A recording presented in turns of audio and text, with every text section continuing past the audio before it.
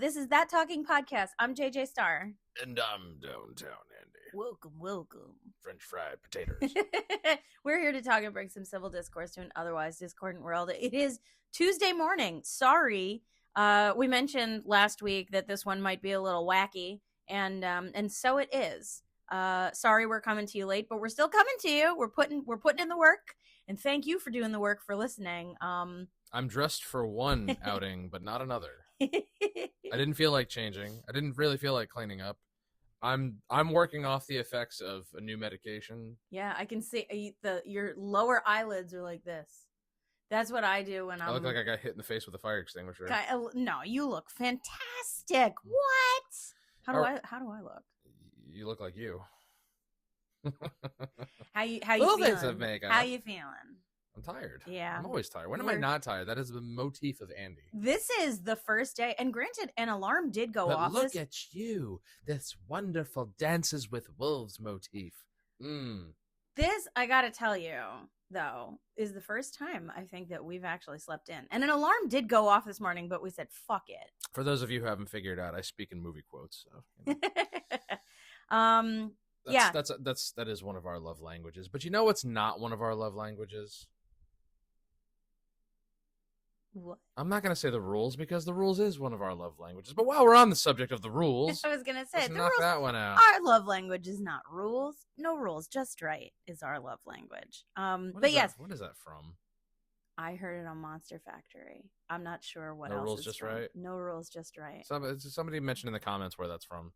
All right, my memory's shot. But yes, so we do have rules here in the bubble. Even on a Tuesday morning. Eins, zwei, drei. On a Tuesday morning. Tuesday morning. Yep, we are here and we have rules. Props. We have our rules, 3 rules for the sake of civility, no judgment, nothing personal, don't be a dick, please. All of those things. And I will send you to the shadow realm. We spent this whole weekend in Portland, Maine. Well, we spent a bunch of it in South Portland, Maine, too, because we went to the mall a few times. My brain was leaning towards Nashville. I'm like, wait, no, that's we haven't gone to Nashville yet. Later on that. More on that later. I'm looking forward to that. I'm a little nervous about that because I've been through Tennessee, but I've never stopped in Tennessee. Really? Yeah. I love Tennessee. No, so I've never actually been to I love Nashville. Tennessee and I love Maine. Like, it's funny because we talked to so many people who were just like, yeah, this place sucks. And I'm like, no, it's not. Like, no, it doesn't. You have not seen the worst of the worst until you've lived in the scrotum that is Connecticut. Hanging down at the bare bottom because of New England. It is the midpoint between New York and Boston. Therefore, it makes it the scrotum. The gooch. Just hanging down. But yeah, we spent the weekend. This past weekend was the Villenards Maine Tattoo Festival, and we had a grand old time. We're sore as fuck. This went by so much faster than any other convention. It did. Done. It felt like it went really fast. It didn't help that I was playing games on my phone most of the time. You were doing that. Yeah. You were doing that. I was working the entire time. I worked. No, I'm not saying like you didn't work. I'm saying that I normally, when we do these conventions, I have in the past brought like live painting to do, but it is such a bitch to have to pack everything up, plan it out, have the space for it, understand what I'm going to be doing and everything, and then I never bother to get it done. Just you know what, you hit the nail with the dot work because it's so much easier. Oh my god! And I got 8 pieces done live and sold one of them live, at least one of them. I think only one of the ones that I did live I sold this weekend.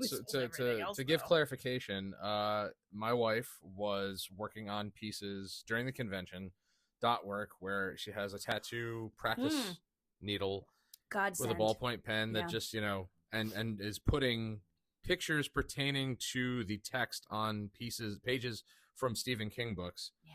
And you said you completed 8 pieces? 8 pieces I completed this weekend. And people were really interested in those. I mean, not everybody, was raring to buy one. Yeah. But it was kind of cool to like watch that take shape in real time. And it's funny because I started doing this project. I feel like there's more Stephen King fans in Maine than anywhere else. Well, Stephen King is local boy makes good up in Maine because he is a Mainer. And all of his books are set in Maine. At least all of the ones that I'm familiar with are set in Maine. What was that thing we were listening to where they're like, oh, it was Mr. Deeds, and they were just like, oh yeah, Stephen King. My buddy had looked at Stephen King, and then he went cross-eyed. He lost 200 pounds that night. But I started that project because of Blood and Ink, because once they switched it to a horror convention, I'm like, oh, I need more horror themed pieces. So I did the Universal Monsters tattoo pieces, and then I'm like, well, I'm gonna do Stephen King, because I had started a project where I took like a play script I did Biloxi Blues, and I was working on Into the Woods, but I lost all interest in it after a breakup, believe it or not. Who would break up with me? And right? So I'm like, what can I do that's horror themed? I'm like, I really like the idea of this project. What can I do that's horror themed? And I'm like, I have an idea. I'm going to do first edition Stephen King novels. And I went on monster. I know. Well, my original idea was pages out of first edition. But my original idea was to sell the book as a whole. I know, I was there. But I want too much for it. With the work that goes into it, not to mention the fact that it is a first edition, I'm just like, It's not that you want too much for it. People are just cheap. So I decided, it hurts. There's so many people that walk around these conventions that, that don't have a lot of expendable cash. They don't have walking around money. They don't have walking around money. And the walking around money they do have is for stuff either they can afford, or they're aiming for like a long-term like goal piece. Like, I'm getting a major tattoo done at this thing. Or if I'm going to buy a piece of art, it's got to be something that really speaks to me. And, because I was the same way.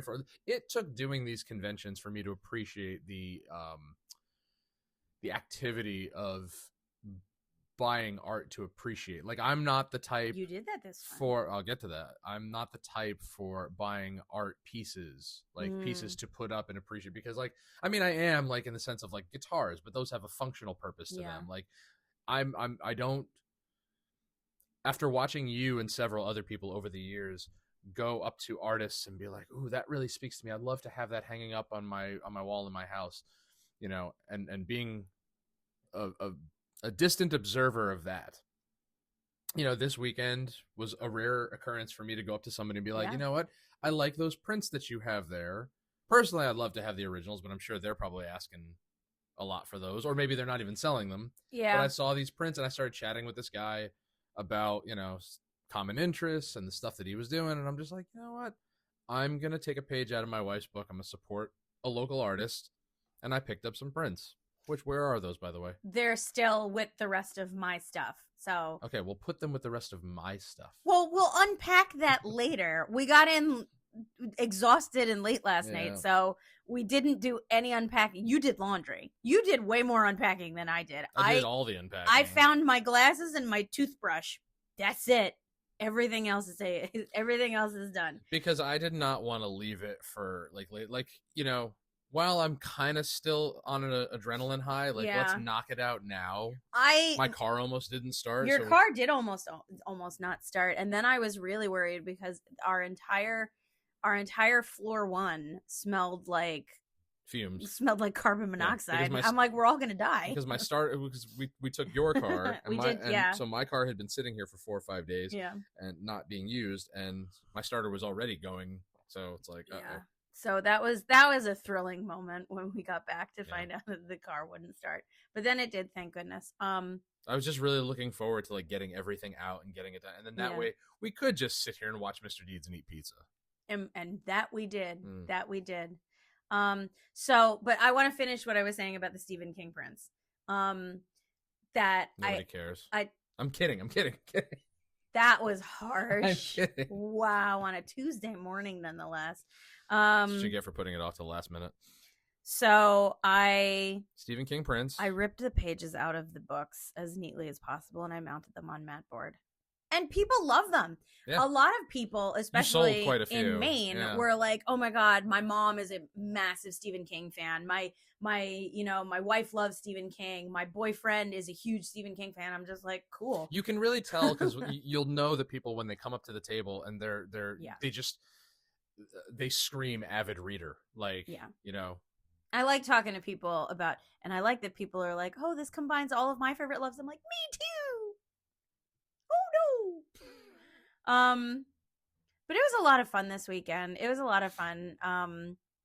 You know, I tried some new food for the first time. Yeah, you did. Yeah, I like there was a. I love that the venues provide like food and drink, but like first of all, it's way overpriced, but you're kind of stuck with that because there's really nothing close by to get unless you're getting a DoorDash. Yeah. And they had this taco truck with rice bowls and potato bowls and whatever. And what I was not expecting was that I was expecting the rice bowl to be like Mexican. Right. You hear taco truck and you think Mexican tacos, rice taco, like whatever. It was the most Indian thing I've ever had. Oh yeah. The vindaloo or jalfrezi or whatever they call it, loaded with like pickled vegetables and stuff like that. So pickly. And let me tell you something, that pickling lingered within my it pickled you. My tongue for hours. It pickled all of us. It was pretty good though. Or what's the other one? Masala, tikka masala. That's it. The artists were all very, very friendly. I feel like everyone, everyone was very, everyone was very cool. Butt, No, we're not. Okay. Not on a Tuesday morning. Everyone was real cool. It was a lot smaller than I expected it to be, but it's one of the smaller events. There were so few vendors as opposed to tattoo booths that we could count them on like two hands. Well, because at least you are used to doing Blood and Ink, which is not just a tattoo convention. Now it used to be. Well, it's not that I'm used to it because so I've done 2 Blood and Inks with you and we did Mohegan before that. Right. And both of those are a mixture of the vendors and the tattoo booths. Right. This one was more, concentrated on tattoo booths, which, good. Okay, that's what it is. It's a tattoo convention. Yeah. I was just kind of hoping. I was hoping to get new glasses, a new hat, and new shoes, and 2 out of 3. You got 2 out of 3, and I got 1 out of 3. That was pretty cool. Thanks for the shoes. I had a good time. Did you have a good time? Luton always be a good time. Always be a good time. And now we have some downtime. Not really, because No, let's not jump too far ahead because we're not done talking about the weekend. I'm not done talking about the weekend. We talked about this, that you don't know when I'm gonna finish speaking, so you just jump in. But then when I do it to you, you're like, you cut me off an awful lot on that episode. You did it again! But you do that to me too, so... I wasn't suggesting that I didn't, but relax. You relax. I'm very relaxed. What the fuck was I talking about? You were talking. Okay, so we were talking. You were saying that I was used to the conventions the way they are, and then you were going to talk about going forward, like something that's coming up. So now I'm back to I'm back to custom time. I'm back into your regularly scheduled work program. So everyone who, I've got probably another month of work to do. Shut up. No, I'm envisioning the teaser already. I'm envisioning finishing this sentence before I die. What was I talking about? You're back to your regularly scheduled work. So when I prepare for a convention like this, stop, I'm going to lose track again. I can't look at you. Regularly scheduled programming. So normally I spend a few months getting ready. I spend, at least a couple of months really hardcore getting ready for a convention. You sure do. I do. Panicking too. Not panicking. No, not panicking. Just hell bent on being ready. I didn't panic for this one. I was just like, well, I have what I have, and if I don't have stuff, oh well. But you've always been on the worried side. You always if worry is here, I'm usually on just this side of worry. But I'm not panic stricken or anything. No. So normally after a convention, it's like, oh, now I can unpack and I can just get back into whatever I'm going to do and then worry about the next one when the next one comes. Now in October, I didn't have that luxury. I didn't have the downtime because as soon as I got back from the convention, I had to start working on custom orders. And commissions, yeah. As soon as that ended, I had to start getting ready for the next convention. And then now that this one's over, I have to start getting ready for commissions again. I have to finish commissions again. So you have a nice chunk of time. So I've got a good portion of, I mean, that's October to, so if I was getting ready for the convention at the beginning of October, if I was getting ready for it at the end of July, okay? So I was starting at the end of July, let's say. So that through the end of the year into January, and now I'm going to be doing this work probably until the beginning of April. Yeah, but you also have no idea what Darren may ask of you between now and then. I know. Or anybody else for that matter. Because I want to get into. You know what I think you should do? I told the dude from Sparrow that I was going to contact him when my books opened up. So he's the last one on my list so far. So that's probably going to be like mid-April. So that's like I'm just going to shut up and let you talk. 9 straight months. This is all about you. We were going to put a little bell. No, we're going to put a chess timer. So we show each other when we're ready. This is civil discourse. We need to allow each other to speak. Yes. That has been the theme of this podcast. Yes. I feel like we should give each other a signal. Like my signal will be this. Listen, you have a Pikachu and I have a Millennium Puzzle. We'll just hold it up. Yeah. What are you getting ready for? Nothing. No. Fucking nothing. I don't need to get ready. I'm always ready. What else did we do this weekend? That's a good thing you said that because I was about to go on a tirade. About what? About the fact that I'm always prepared for anything that I may have, and so many people I work with aren't. Like, do you think I am well prepared to do my job? Yes. Sweet. I always think, because that's just it. You always have an abundance of material to bring with you. Yeah. It's just that, you seem to think that you need to have newer stuff or more recent stuff or current stuff. And I keep reminding you, just because you bring old stuff with you, it doesn't mean that it's old to everybody. Because you brought the animal decks to Blood and Ink this past October, and those were older because you made them the year before. Mm-hmm. But Darren didn't know that, and Darren took all of them. Yeah. I'm going to make a new series of those. I think it's going to be cool. Just like how you painted the girls before this past October, and they didn't sell. But for all you know, when we go this coming October, they may all sell. They may. They may. Yeah. Like the thing is that, skate decks are a high ticket item. And, like we were talking before about people not always walking around with a ton of cash on them. Like, like if I didn't know you and I were going to one of these things, I don't know that I would bring $150, $200 in spending cash with me. I might bring like $50, because I don't know what I'm going to find. But then if there's something like high price that I have to have, like I'll run to the ATM. Yeah. And I think that's how a lot of people feel. But it's just like, you don't want somebody to look at one of your one-of-one decks and be like, I'd like to have that, yeah, and then like throw it somewhere where they kind of like forget about it. You want the person you want to have that deck is someone who's going to look at it every day and admire it, kind of like I do with the ones over here. Right. But I mean, that's what I would like. You're not going to find those people every day or as frequently as you'd like to. But at the same time, I like having stuff like that with me to demonstrate, like, look at some of even if people don't buy it, it's like, look at some of the work I did. Like, that's why I put together a portfolio. I love it. Yeah. That's why I put together a book. Finally, I can't believe it's taken me this long to actually put a book together. Well, now you have a very extensive repertoire to show off. By the end of this year, hopefully have another one. And that's precisely why I was, harping on you all weekend about visibility. I took pictures of everything and put them up on my Facebook Marketplace. So that way the people who are traditionally looking at like my guitar stuff and trading card stuff are gonna be like, oh, there's custom artwork too. And it's like, that opens the conversation. If people, browsing by see that, be like, oh, you do custom, because how many people asked you this weekend, do you do custom work? I was like, of course you do custom work. You just gotta, a handful. You gotta well, I mean, you did that dog deck for that one person.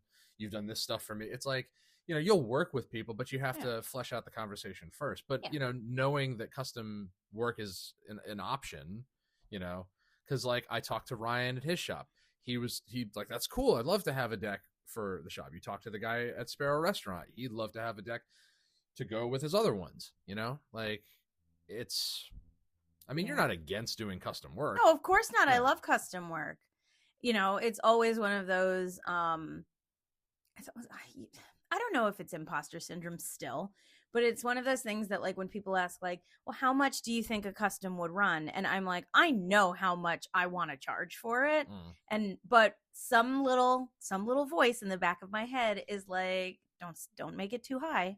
Don't make it too high because you're still a no name. So, you know, it's like when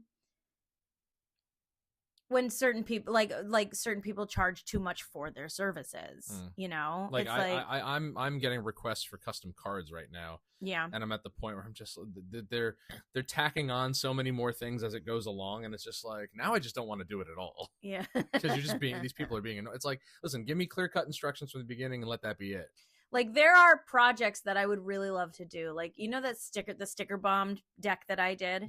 I would love to do more of those. I wanted to do more of those for so long. And I would love to get them ready, you know? But, like, they take so much work that the idea of how much money I would have to charge for them to even out, you know, how much work went into them is one of those things that it's just like, you know, is it worth it in the end to put the work into a piece that I have to recoup so much money from when no one is going to pay that price for it? I just thought of something so funny. Obviously. You should put a little sticker on your book that says no substitutions, like a restaurant menu.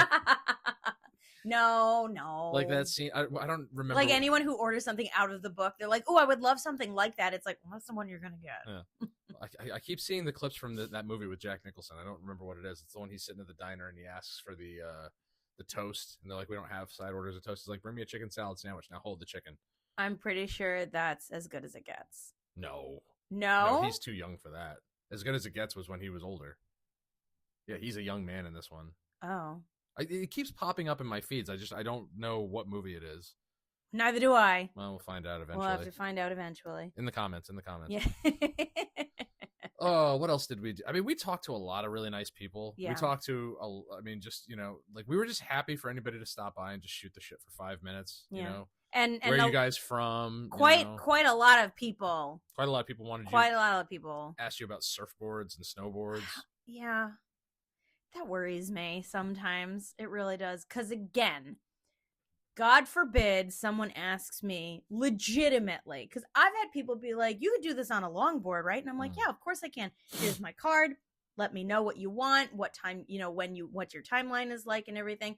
We'll get it done for you. Well, how much do you think it will be? Well, I'd have to source the materials, but, you know, probably X to Y dollars and everything. Oh, that's not that bad. Yeah, I'll definitely get in touch with you. They never do. Never do. No.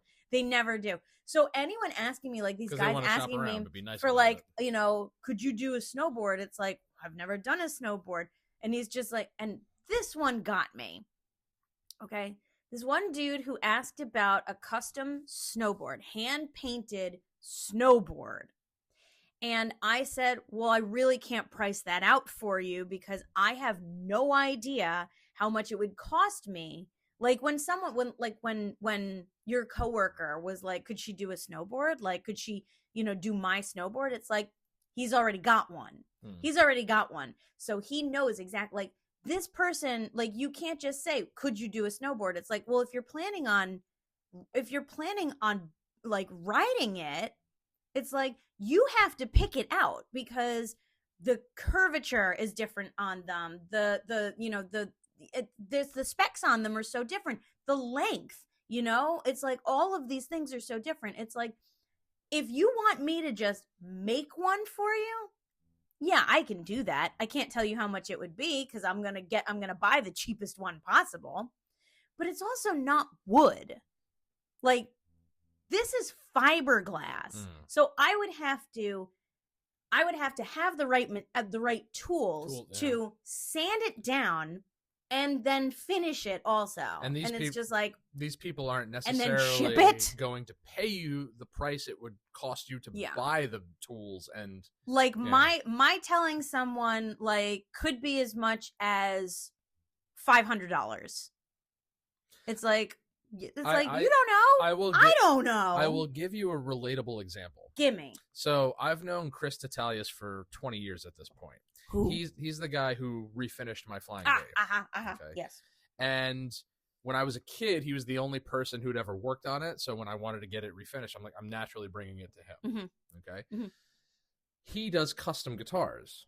Okay. And he's like increasingly expanded his business within he's done a new website and expanded his shop, and he makes really, really nice customs. He customizes guitars or he builds them from scratch? Both. Okay, but his built from scratch ones are very, very high quality, very nice. They're like art pieces. Like when I look at stuff that he does, I'm like, oh my god, like that's on par with the name brands that we all know and love. Yeah. Okay. And naturally, he charges for his and he should get it because he's been doing this his entire life. He's really good at what he does. And again, I like as an art piece, as as a player, like I would love to invest the money one day to have him make something that's uniquely mine. Yeah. Okay. But then there's that voice in my head that always says, do I want to spend this much? Aren't I happy with the ones I already have? Like the name brand stuff that I've been playing my whole life. Will I play it that much? Will it sit around and collect dust? Do I even want to take it out because I'm afraid it'll get nicked or dinged or scratched? Yeah. But I'd like to say that eventually I will go to him and say, I want a custom. I want you to make me a custom because of everything that because of everything that I just said. Yeah. And he did a wonderful job, restoring mine because he used to have one. Yeah. And that's something we always talked about. Yes, a sponsor. Because again, I've known him, Chris, for I essentially took his job because when I was a kid, he had left East Coast Music Mall to open his business. And after he left, they're like, okay, you're our new apprentice luthier. So then that's where I learned to do all luthier. Yeah. Craftsman of stringed instruments. Okay. So, but then I would still bring my stuff to him for him to have work on. Well, you want to get it. I mean, not to say that you wouldn't, but you want it done right. I do want it done right. Yeah. I mean, that's just it. I bring him the stuff that I don't trust to do myself. I mean, that's the same thing that I say that, I won't do electrical work. But the funny thing is that 20 something years later, he's still in business and East Coast is. Yeah. So I do worry sometimes. That's the only thing that ever really worries me about being an artist. And I don't say that often. But I am. According to the federal government, I'm an artist. It's how I pay my taxes. Because I do that because I'm a good person. But it's the only thing that really worries me about being an artist is because I do not consider myself, and for as long as I've been doing this professionally, getting paid to do it and paying taxes on it, I have yet to consider myself, I don't want to say good enough, big enough to charge the prices that some people think I should be charging for my work. I probably undersell everything that I do. And I think I always have, to an extent. I've always wondered, where anybody comes up with those numbers. Where do you get, it's one thing to base it off of your costs. Yeah. And then maybe, a certain percentage upcharge because of your work. But, when people put a value on anything that's, collectible or admirable, just in general, anything, I always wonder where the numbers come from. I mean, it's got to be some sort of formula. I mean, for something that already exists in the world, like a collectible, right? Or an antique or something like that. I think you got to base it off of how many are there? How many are there? What condition is it in? Has it been, is it original or has it been restored kind of a thing? And then your upcharge. But then you've got things like if you're selling it somewhere, you have your overhead expenses and everything like that. For me, I don't think I charge for labor. I go off of cost of parts, and my upcharge is the labor. And then if I'm selling it online, there's an upcharge for shipping. Well, I mean, that's just it. If you were incorporating the amount of hours you put into every piece, like, yes, your stuff should theoretically be a lot more than it is. But it also none of it would be priced, comparably, because some pieces take me a day, some pieces take me, a week. Some pieces take me 2 weeks. Some pieces take me 2 weeks, and some pieces take me a couple hours. And then some koi fish take you years. That was not based on how long that was not based on skill. That was based on lazy. Yeah. That was a lack of interest in that. Stepped on your slipper and I thought it was your foot. Can you kick that to me? Sure. Because that's what I was trying to reach for before. Hey, can you get that for me? Thanks a lot. I'm like, I can't reach it. My feet are cold. All right. But yeah, I don't know what goes into it. And there are some pieces that I'm like, the very idea that like some people ask such exorbitant prices for their stuff. Like, I'm not familiar with antiques or anything like that. I'm not familiar with, the cards, the card currency that you exist in. Like, I spent the weekend, hunting down guitars, and I've been telling you the whole time, it's like this one that I was looking at, like, 20 something years ago, it was $3,000. Yeah. And now, because of time and, scarcity, and now the person whose name is attached to it is dead, it's now running between $5,000 and $6,000. Yeah. And it's like, Jesus Christ, like, where did, like I've been eyeballing this Explorer over at Guitar Center in Danbury for a while. I remember when brand new, they were like $1,200. Yeah. They want $2,000 for this 3-year-old that's beat up and has dings and scratches and everything all over it. And I'm like, that is insane. So then I looked at what they're going for new. They're going for $2,500 new now. And it's like, where do you come up with that? Yeah. Like, has sourcing the materials and the craftsmanship really like gone up that much? It makes me wonder. Between 2008 and now? Yeah, it does make me wonder. Like, I ask so much for like, the Anime Girl decks that I painted. Hand-painted pieces. That's because they're hot. One-of-a-kind hand-painted pieces, probably never to be reproduced. I don't think I'm ever going to offer reproductions of those. You want to because I love them so damn much. Tell them about that couple that wanted to get one for their son. Because they found all of his hentai searches on their computer. Oh, honey. You gotta, but I'm telling you. And then I was like, kid's 18. If you don't buy it, then I get to look at it some more. He's like, you're not a very good salesman. And that sounds icky. It sounds like it would be icky sticky. Listen, if I want to look at hentai. I know. But like, I ask so much for those pieces because of the amount of work that went into them. Yeah. Like, they're more expensive. They're on the more expensive side of anything that I've ever made because of the amount of work that went into them. If you didn't put the tattoos on them, do you think you would charge like a lot less or a little less? Probably a good amount less. Yeah? Yeah. Online, I think they're they're 140 right now. Right now, I'm pretty sure online they're either 140 or 150. And if I didn't go into putting tattoos on them, I don't know, probably like 100. And you're not going to vinyl print those? No.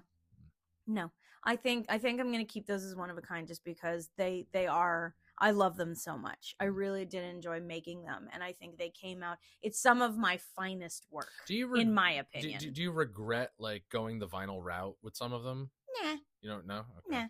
Because there are those who, that I'm okay with making reproductions of certain things. It's like the canvases and when I've made a canvas and then I'll make a print of it. I'll make a linen print of it.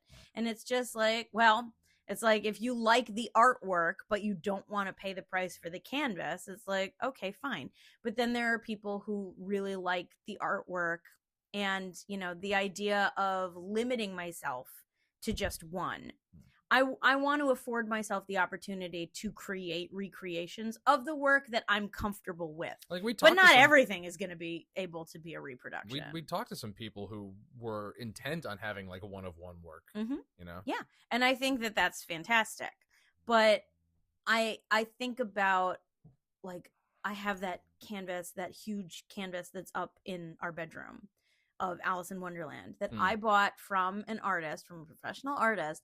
And he told me that piece is a 24 by 36 hand painted oil canvas. Took him. That's oil paint? I believe so, yeah. Wow. I want to say he told me maybe 10 hours to do. Wow. Yeah. He really did use the wet on wet technique. He asked me for $125 for that thing. And I was like, shut up. I'm like, there's no way you only want $125 for this. Even I would say that's a little low. And I was like, honey, this is ridiculous. Yeah, there's we had worked conventions together. We'd seen each other and stuff. He knew I was an artist. For those on audio or video, if you could see this piece, I think anybody would look at that and think 125 is too low. I'm like, that's way too low. But that for was the amount of detail. But that's just it, is that he's not putting in millions of hours of work into this because he's got that talent, Yeah, you can just whip through it. Exactly. So I understand that he doesn't feel the need to, ask exorbitant prices for that, but it's worth much more than that. But also take into consideration anybody listening to this who, if you put that in front of them, who's not an art appreciator, they're gonna look at that and be like, 125, I'll give you $50 for that. And I would smack them right across the face. I'm like, how dare you? Because those, again, there are people on the other side of that fence, like how I used to be, who aren't as frequently exposed to this world where they see what goes into everything and develop I developed the appreciation over time. Before you and I got together, I didn't have really an appreciation for canvas art. Yeah. My appreciation, was limited to Bob Ross. Yeah. Stuff and things like that. When I see, it's like when we do Blood and Ink, and because BAM is there and everything, they have a lot of people who do skateboard prints and stuff like that. And you have asked me, do I think that they're competition? And my answer is always, no, I don't. Well, because they're not doing one of one. Exactly. They're not hand printing anything. They're not hand painting anything. They're creating more than likely a digital image and then having it printed. Even my vinyl prints are hand done because I literally do it by hand. Each one I do by hand. Well, the reason that question came up was because, for example, this past weekend, you were the only one selling decks. Yes. Okay, which was nice. Yeah, it was. But when we do conventions where there are other people selling decks of any kind, I ask that question because they're obviously charging way less, and I feel like if somebody's going to look at your booth and their booth and be like, okay, how much money do I have in my pocket? How much money am I willing to spend this weekend? I'm going to go with that one because that's more affordable. It does make me question whether or not in situations like that I should price match. But there is only so much I can drop the price of something when, because you're talking about the difference between handmade and factory made. Listen, you went out of your way to price match in the sense that you were giving away merch. You were severely discounting merch that you bought and paid for years ago by including the option to buy at a discounted rate with any other purchase. You saw how much in discounts we gave away this weekend. Yeah. You saw the numbers. You gave away wristbands, you gave away stickers, you gave away pins, guitar picks. You essentially gave away t-shirts and hoodies. And that's the thing that got me, was because, we're at the point where we just want to get rid of the hoodies because they're taking up so much space. But you were charging $15 a hoodie, $5 with any other purchase, and it's to anybody who's a hoodie enthusiast such as myself, it's are you kidding me? Whereas you go to see a band on tour, they're charging $60, $70, $80 for a hoodie, and your hoodies are comfortable. Yeah. But that's just it, is that you talk about visibility. There are things that I am willing to compromise on for the sake of visibility. And in giving away a lot of that stuff this weekend, that increases my visibility. Paying the premium for a table at these conventions allows me to expand my market. And it's these are the things that I'm willing to eat. Even if your merch winds up in a thrift store, because how many people do it has? Wait, for real? I'm not even kidding you. Where? One of my criminal shirts somebody sent me, there was listed on Depop.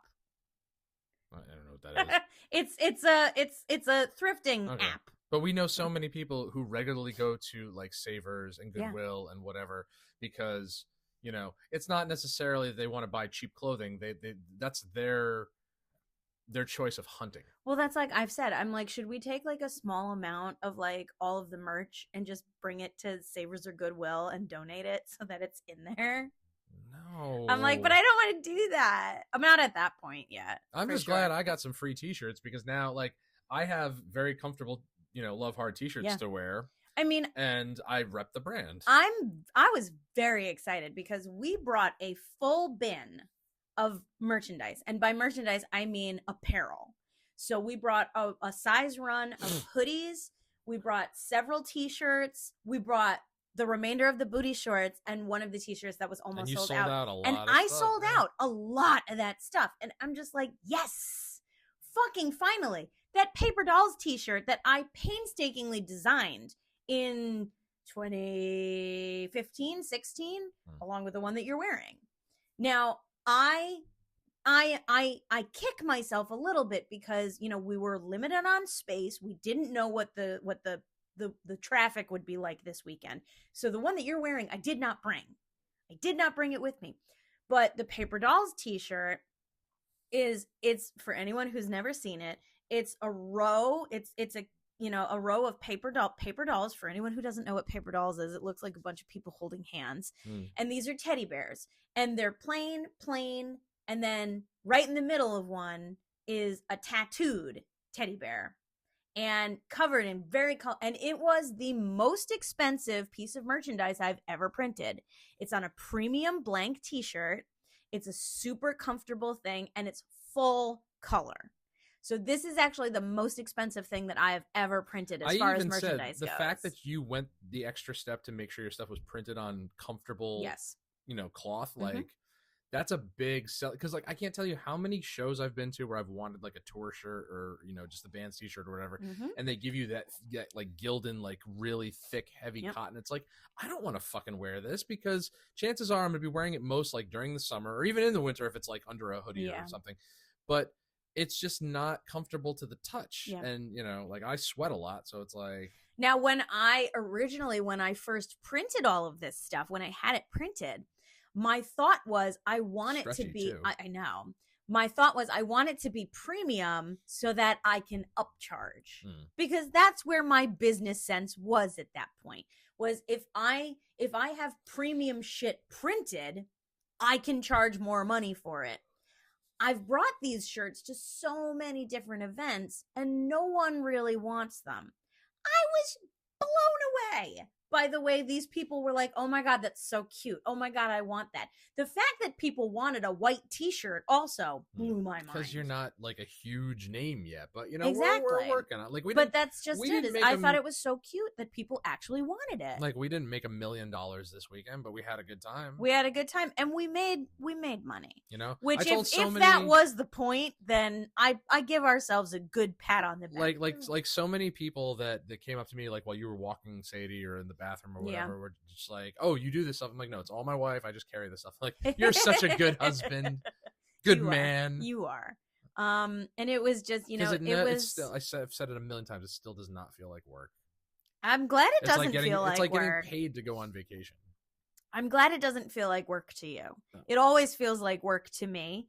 But, you know, if you love what you do, you'll never work a day in your life. And speaking of repping, you know, I had my jacket with my patch, the band patch, facing outwards so people could see. And then, sure, I mean, because, you know, we met a lot of presumably trans people and, burlesque and indie and, you know. There were a lot of alternative types folks there this walking weekend. Around and like, so they pointed out my patch, like, oh, I love the Bullet Club. I'm like, yeah, it's you know, who we stole it from. And then I had a stack of business cards on me with our QR code and hand them like, this is my band. You know, we do wrestling shows, we do burlesque shows. You know, we do real well with the alternative audience. Like, check us out. I think that, you know, this was our first, certainly mine. This was our first foray into this particular sect of this industry. You know, there are plenty of artists, tattoo artists specifically, that I know that they absolutely refuse to do the convention circuit. They refuse. They think that it is a waste of time, that it's just, you know, a not even a cash grab, because but like what an do the awards grab. really mean? Exactly. Because that's just it. Is when you put on your website like award-winning artists, it's like, it sounds nice, but it doesn't necessarily get you more business.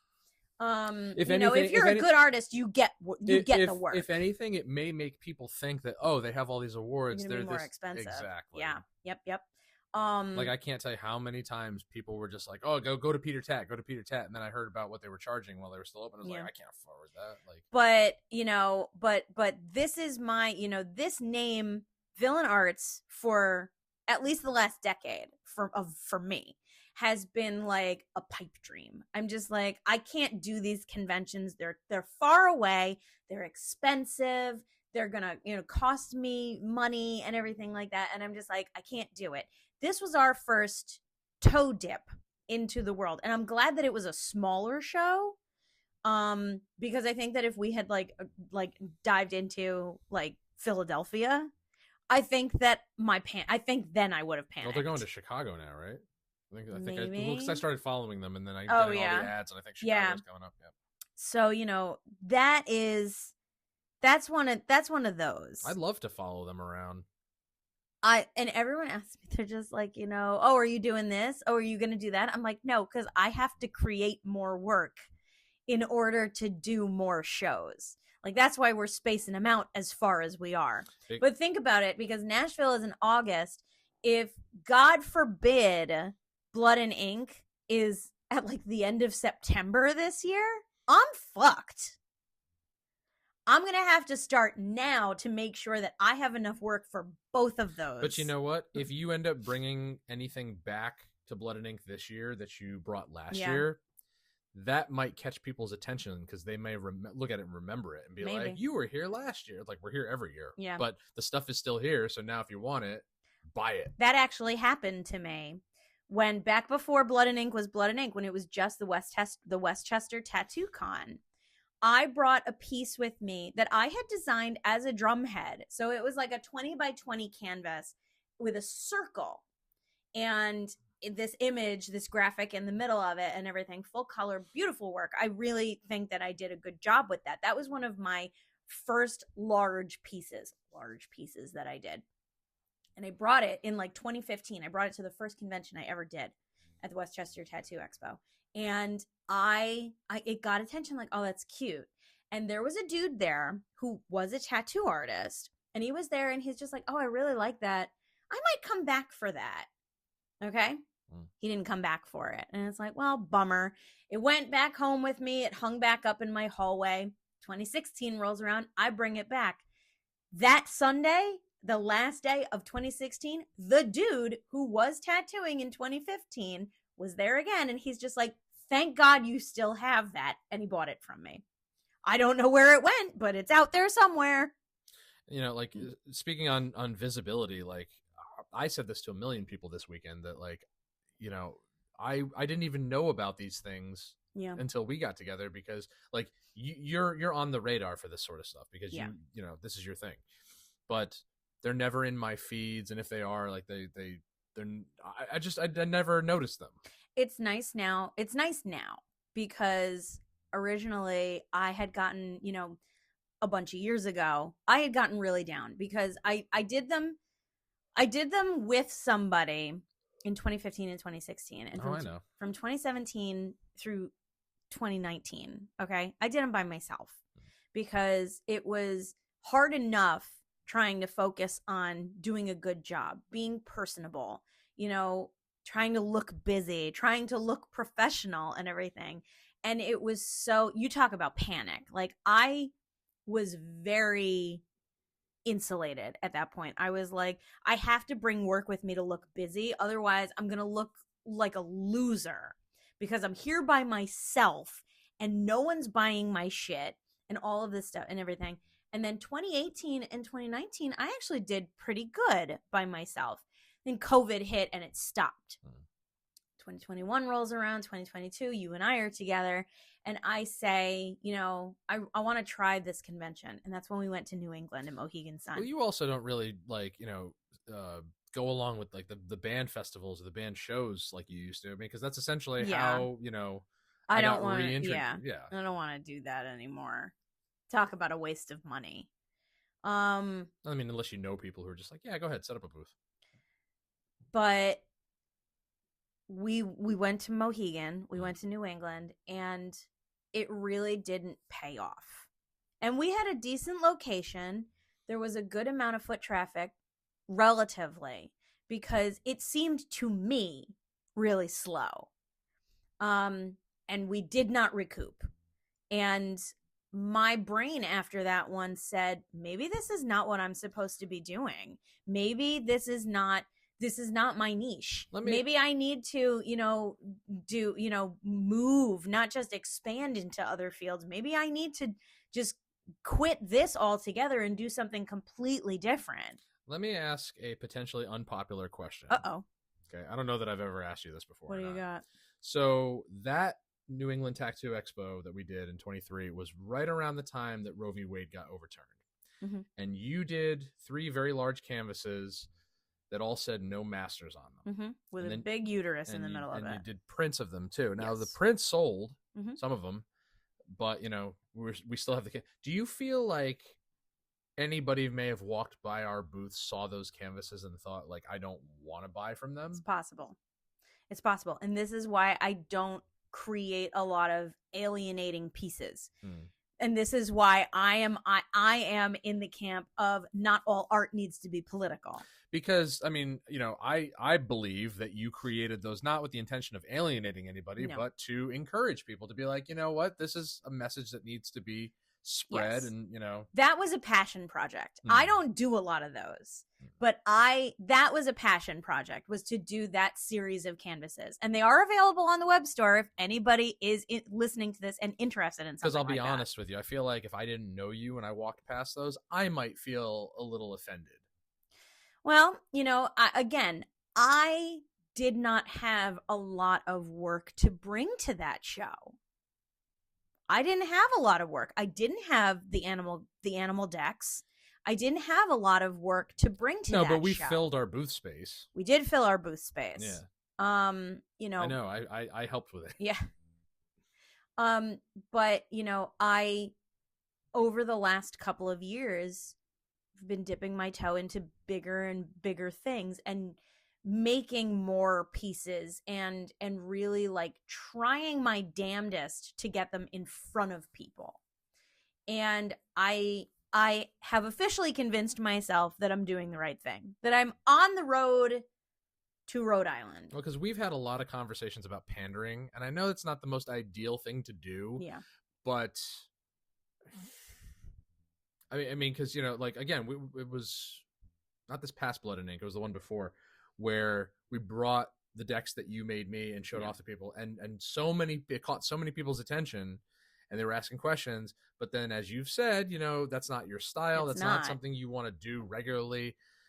But people like it, and then you have to ask yourself the question: am I going to compromise on this for the sake of visibility, or am I going to stick to my gut?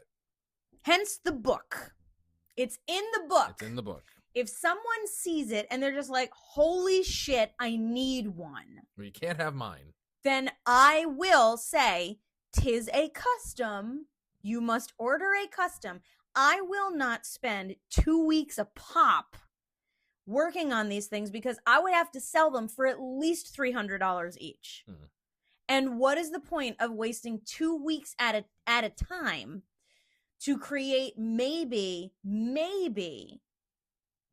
3 or 4 pieces that will literally just take up space? And that's why I said maybe do vinyl prints, and I know it's mine and everything. That I won't do. Like just with the anime girls, I don't want to diminish the one-of-one status of certain pieces. I won't do that. But it may increase the desirability for the one-of-one. Maybe I'll make the little fingerboards of them. you'd sell a lot of those. Maybe I'll make the little fingerboard stuff one. Listen, maybe as I said this week, like I'm trying to throw things against the wall for the sake of how, because I, this whole show, this is all you. Like I really feel like I don't do enough. I wish, like I said while we were there, I wish that I had more work for you to do. Like once everything is set up, it's like I don't know what I can ask you to do. But you also don't harp on me for playing my game, so thanks. As long as I'm not gonna lie, it gets to me. But again, I don't have anything else for you to do. So what am I gonna say? We'll sit on your hands for 8 hours a day or 12 hours a day. The dog's water. Yeah, it's like you go ahead. You do that. And when I need you to bark, you bark for me. Hey. Like a carnival barker, not like a dog. Well, I ran out. I mean, the dog also does her part because she's there to attract. She's there to attract people. Well, we'll have them for the next one. Oh man, so many people were so excited to see her. Yes, I mean she is our main attraction. Can you imagine if we brought a pen of puppies? Oh, God, everybody would hang out. We're gonna sell Love Hard puppies. I'm probably gonna make a Love Hard onesie for her, or at least a back patch or something, so she can rep. I think from now on we need to start charging people to pet her. Well, listen, we had a tip jar. You could pet her, but you have to buy something. We literally had a tip jar because it was her birthday this weekend. We had a tip jar on the table that said all the tips go to the dog, and she made bank. Yeah, she did. She made bank this weekend, so she did it for herself. This was a fun talk. Anyone out there listening, tell all your friends, support local artists, support me. And just do your best to remember that when people create something, it is work. It's work. So don't scoff when they ask for payment for their services. Compensation. Yeah. It's fair. Fair is fair. And if you think they're overpriced, keep it to yourself. I mean, that's just it. Everybody has to start somewhere. Exactly. Even the most well-known of names started at the very beginning. Yeah. Nobody starts out on top. Nobody starts out on top. There's nobody worth. You can work your way up there. Top. You can absolutely work your way up there, and that's what we're doing. So thank you for listening to this podcast, and thank you to all of our new listeners because I know several people who saw us this weekend are now following our podcast, and I appreciate every single one of you. That's another thing. So the last couple of conventions we've had our podcast episodes on repeat playing at the table. Mm-hmm. So you can see all that weird shit we do. It's funny because like every time I glance over, I could see my hair changing in real time. Yeah. It's like, I've bald at this one. Yeah. Oh, I've got hair at this one. Oh, it was good. But thank you. And thank you again to everyone who came out to support us this weekend. We love you and appreciate all of you. Find us on Instagram, DT Andy and JJ Star with 2 R's. You can email us at dtandyandjjstar@gmail.com with comments, questions, concerns for our well-being, conversation starters, and enders. And as we close out season 2 here in a few weeks, let us know if you would like to participate in a conversation sometime. We would love to go into season 3 with some guest speakers.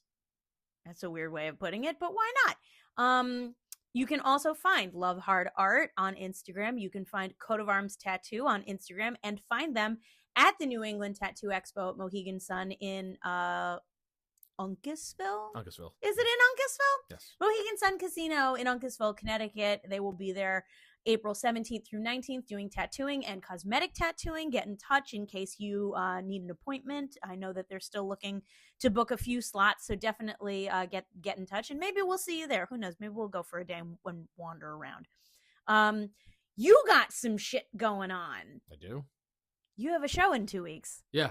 So Tax Collectors and Harlots, we got our February show rescheduled because of one of the storms. Yeah. It is now Sunday, March 15th at Sugar Hollow Tap Room in Danbury, Connecticut. We were playing with Trust Fund Rejects and I think 1 or 2 other bands. Yeah. And Nerve Endings. And another one. And same times, same setup, same schedule, same everything. So March 15th. 5 p.m. Yeah, I think we're still on at 5 p.m. I think so, yeah. We just got asked to do an April show at Cherry Street. More details about that later. We've got a couple a lot of shit shows in, I think, June and July. Yeah. June. There's definitely a June show at Dead Language in Hartford. There's a July one too. There's another one, and then October we're doing another show at Cherry Street.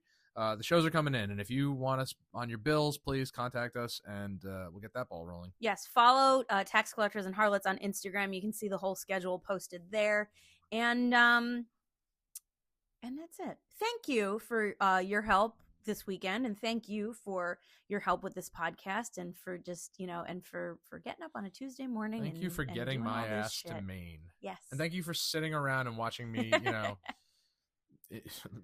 revel in the in the main mall and the main guitar center. The main mall. We took the dog to the main mall. She had a good time. Luton always be a good time. And that's a full lid from the three of us at That Talking Podcast. I'm JJ Starr. And I'm Downtown Man. We'll talk to you later.